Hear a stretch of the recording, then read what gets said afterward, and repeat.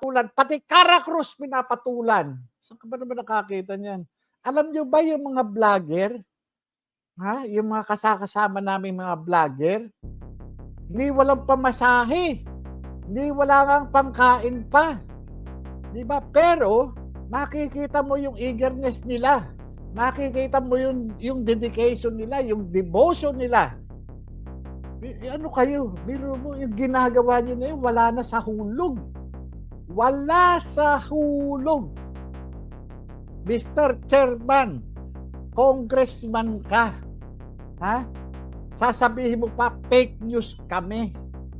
Fake news ba yung mayroong nahuling illegal na droga doon sa Surigao na pag-aari nung kung sino?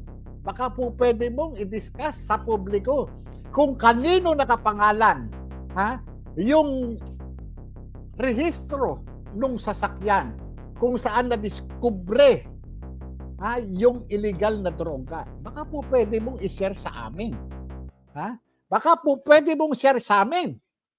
Baka po pwede mo rin i-share sa amin na wala kang kamag-anak o walang kamag-anak ang mga tsuhin o mga tiyahin mo na involved sa illegal na droga. Wag na lang sa'yo. Wag na lang sa'yo. Ikaw ay kongresista. Mambabatas ka ng sambayan ng Pilipino. Pero anong ginagawa ninyo? Anong ginagawa ninyo? Tatakutin ninyo ang mga vloggers, bubusalan ninyo sa pamamagitan ng bantang pagkakakulong. Bakit? Nakita ninyo yung rules na ginawa ninyo? Di ba? Yung ginawa ninyo, paniniil yan ng karapatan ng maliliit sa lipunan. Paniniil. Ay, panalangin namin. Alam mo, Mr. Chairman, panalangin namin na wala na sana, na wala na sanang kapareho ninyo o ng lahi ninyo na mamuno pa dito sa gobyerno. Yun ang panalangin namin. Sapagkat bilang isang Pilipino, naghahangad na kami ng mamumuno sa amin ng maayos. Hindi yung pagtataksilan kami, hindi yung bubudulin kami, hindi yung tatakutin kami. Biro nyo, saan ka ba naman nakakita? Nagbablog, nag-uulat ng ano? Abay, anong gagawin ninyo? Susuppress nyo? Tatakutin ninyo? Para saan? Pag di sumunod sa inyo, contempt. Gagamitin ninyo yung paragraph E at saka F na isinasaad ng inyong rules of procedure. Saan ka ba naman nakakita niyan? Di ba? Yan yung ano ninyo. Saan ka ba naman nakakita ng mga gagabitin nyo? Sa taong bayan? Aba, buti na lang. Buti na lang. Mabait talaga ang Diyos. Buti na lang mabait ang Diyos. Nakita Nakita yung inyong lambat. Nakita. Biruin nyo, nagtatago kayo sa kapangyarihan ng rules of procedure. Pagka hindi sumunod, ano mangyayari? Iko-contempt. Iko-contempt ka dahil unang-una, inimbitahan ka. Hindi para maging testigo sa isang nangyaring krimen, kundi iimbitahan ka para mag-share ng iyong expertise. Anong gagawin sa iyo? Panunumpain ka. Dapat ka bang manumpa? Hindi. Hindi ka naman testigo Hinihingi lang ang opinion mo. Hinihingi lang yung iyong expertise. Manunumpa ka? Bakit? Pag hindi ka nanumpa, hindi ka sumunod sa kanila. Grounds para sa contempt. Grounds. Diba? Ngayon, kapag ka ikaw magpapaliwanag, ayaw nila yung paliwanag mo. Grounds para sa contempt. Ano yun? Saan nakalagay? Section 11, paragraph F. Anong sabi? Undue interference in the conduct of proceedings. Di ba? Ganyan. Hindi ka namin tinatanong, Mr. Chairman. Di ba?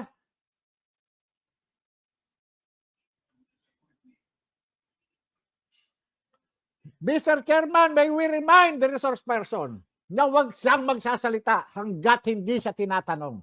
Di ba? Yun lang, grounds na. Oh.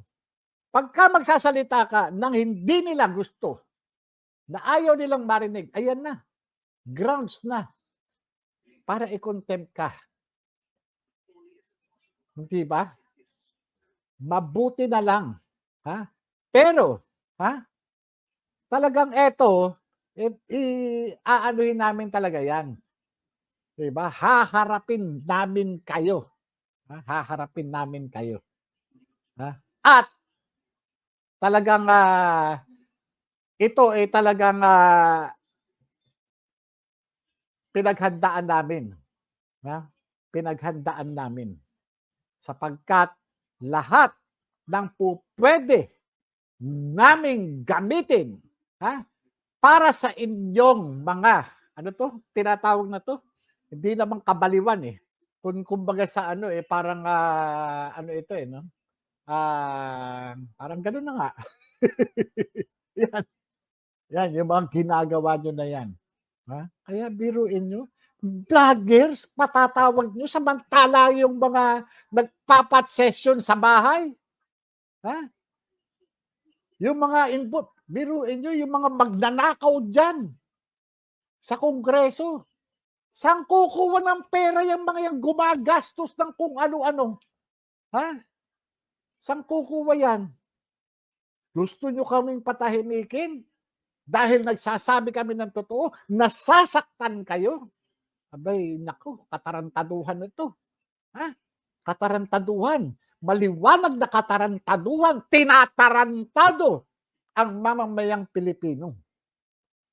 Mr. Chairman, Mr. Chairman, kung kami ay meron kayong lakas ng loob at tapang na imbitahan nyo si Lisa Marcos, imbitahan nyo si Bongbong Marcos. Di ba? Sapagkat mayroong mga testigong tatayo, makukunan ninyo ng mga ebidensya.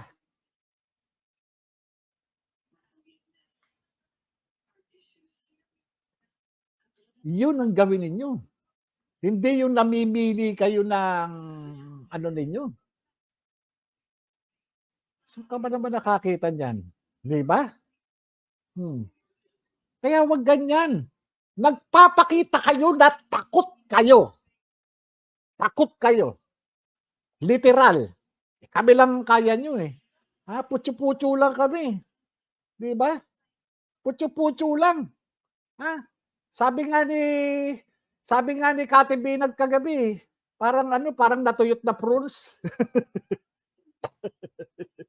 Putyo-putyo. Para lang natuyot na prunes. Yun lang kami. Kaya yun ang yan ang Mr. Chairman.